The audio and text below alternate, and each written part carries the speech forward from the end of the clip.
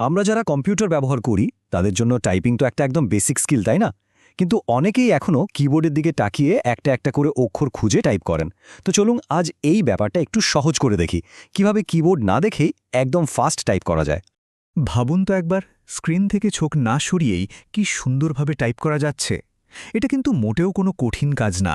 সত্যি বলতে এর জন্য শুধু সঠিক পদ্ধতিটা জানতে হয় আর প্রতিদিন অল্প একটু প্র্যাকটিস করতে হয়, ব্যাস। যে কোনো কিছু ভালোভাবে শিখতে গেলে সেটার ফাউন্ডেশন বা ভিত্তিটা কিন্তু একদম মজবুত হতে হয়। আর টাচ টাইপিংয়ের দুনিয়ায় সেই ভিত্তিটা কি? সেটা হলো আঙুলগুলোকে ঠিকঠাক পজিশনে রাখা। বলা যেতে পারে এটাই সবচেয়ে জরুরি প্রথম ধাপ। এই যে দেখুন, একেই বলে হোম রো, মানে এটাই হলো আঙুলগুলোর বাড়ি বা স্টার্টিং পয়েন্ট। কিবোর্ডের মাঝের সারিতে যে এএস, ডিএফ আর জেকেএল সেমিকোলন কিগুলো আছে সেটাই আমাদের মূল জায়গা। যে কোনো ক্যারেক্টার টাইপ করার পর আঙুলগুলো আবার এখানেই ফিরে আসবে। আচ্ছা, এবার তাহলে আঙুলগুলো ঠিক জায়গায় রাখার পালা। বাম হাতের আঙুলগুলো বসাতে হবে এ, এস, ডি আর এফ এর উপর, আর ডান হাতের আঙুলগুলো যাবে জে, কে, এল এবং সেমিকোলনের উপর। একটা জিনিস খেয়াল করে দেখবেন, এফ আর জে কি দুটোর উপরে ছোট দুটো উঁচু দাগ বা বাম্প আছে। তর্জনী দুটো দিয়ে ওই দাগ দুটো ফিল করতে হবে। এটাই কিন্তু আসল গাইড, যা কিবোর্ডের দিকে না তাকিয়েও আঙুলগুলোকে সঠিক জায়গায় রাখতে হেল্প করবে। তো ফাউন্ডেশন তো তৈরি হলো, কিন্তু এর পরের অভ্যাসটা কি? কোন অভ্যাসটা টাইপিং স্পিডকে একদম নেক্সট লেভেলে নিয়ে যাবে? চলুন সেটাই জেনে নেওয়া যাক। এখানেই কিন্তু বেশিরভাগ মানুষ সবচেয়ে বড় ভুলটা করে। কিবোর্ডের দিকে তাকিয়ে টাইপ করলে আসলে চোখের ওপর একটা নির্ভরশীলতা তৈরি হয়, যা লম্বা সময়ে গতিকে আটকে দেয়। তার বদলে যখন স্ক্রিনের দিকে তাকিয়ে টাইপ করার অভ্যাস করা হয়, তখন আঙুলের মধ্যে একটা মাসল মেমোরি তৈরি হতে থাকে।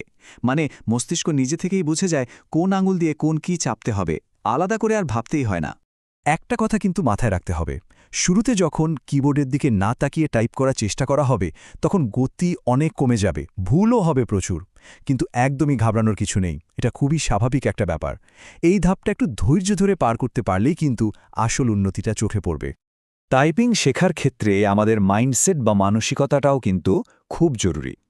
অনেকেই যে ভুলটা করে তা হলো শুরু থেকেই গতির পেছনে ছোটা। কিন্তু আসল লক্ষ্যটা হওয়া উচিত একদমই অন্য কিছু। মূল মন্ত্রটা হলো গতির আগে নির্ভুলতা। আমি আবারও বলছি, স্পিডের আগে অ্যাকিউরেসি। কারণ দ্রুত টাইপ করার চেয়ে অনেক বেশি জরুরি হলো নির্ভুলভাবে টাইপ করা। যখন ভুল না করে টাইপ করার দিকে মনোযোগ দেয়া হয়, তখন দেখা যায় গতিটা নিজে থেকেই বেড়ে গেছে। ভাবুন, প্রতিটা ভুল অক্ষর মুছে আবার টাইপ করতে যে সময়টা নষ্ট হয় সেটাই তো গতি কমিয়ে দেয়, তাই না? তাহলে প্রথম লক্ষ্যটা কি হওয়া উচিত? গতি নয়, নির্ভুলতা। চেষ্টা করতে হবে যেন টাইপিং অ্যাকিউরেসি সবসময় 90% বেশি থাকে। শুরু থেকেই এই লক্ষ্যটা ঠিক করে এগোতে হবে, স্পিড নিয়ে একদমই ভাবার দরকার নেই। তো থিওরি তো অনেক হলো, এবার একটা সত্যিকারের অ্যাকশন প্ল্যান দরকার, তাই না?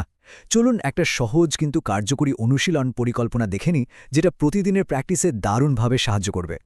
এর জন্য কিন্তু ঘন্টার পর ঘন্টা সময় দেওয়ার দরকার নেই। প্রতিদিন মাত্র 15 থেকে 20 মিনিটই যথেষ্ট। প্রথম 5 মিনিট শুধু হোম রোয়ের অক্ষরগুলো, মানে এএসডিএফ, জেকেএল, এগুলো প্র্যাকটিস করে আঙুলগুলোকে একটু ওয়ার্ম আপ করে নিতে হবে। পরের 5 মিনিট ছোট ছোট কিছু শব্দ টাইপ করে মাসল মেমোরিটাকে আরও ঝালিয়ে নিতে হবে। আর শেষের 5 থেকে 10 মিনিট সহজ কিছু বাক্য দিয়ে পুরো ব্যাপারটা একসাথে প্র্যাকটিস করতে হবে। এই ছোট্ট রুটিনটা নিয়মিত মেনে চললেই কিন্তু দারুণ ফল পাওয়া যায়। এখন প্রশ্ন আসতেই পারে যে প্র্যাকটিসটা করা হবে কোথায়? অনলাইনে কিন্তু এর জন্য কিছু দারুণ ফ্রি ওয়েবসাইট আছে। যারা একদম নতুন শুরু করছেন তাদের জন্য typingclub.com খুব ভালো, কারণ এখানে স্টেপ বাই স্টেপ শেখানো হয়। এছাড়া kbr.com বা typing.comও ট্রাই করে দেখা যেতে পারে। আর হ্যাঁ, একবার একটু দক্ষ হয়ে গেলে monkeytype.com-এ নিজের গতি পরীক্ষা করতে কিন্তু বেশ মজা লাগে। আমরা প্রায় শেষের দিকে চলে এসেছি। সফলভাবে টাইপিং শিখতে হলে আরও দুটো ছোট কিন্তু জরুরি বিষয় খেয়াল রাখতে হবে। একটা হলো বসার ভঙ্গি, আর অন্যটা হলো নিজের অগ্রগতির হিসাব রাখা। একটানা কিছুক্ষণ অনুশীলন করার জন্য কিন্তু সঠিক ভঙ্গিতে বসাটা খুব জরুরি। পিঠ সোজা রাখতে হবে, কনুই দুটো যেন হালকা ভাঁজ হয়ে থাকে, আর কিবোর্ডটা কনুয়ের লেভেলে বা তার থেকে সামান্য নিচে রাখতে হবে।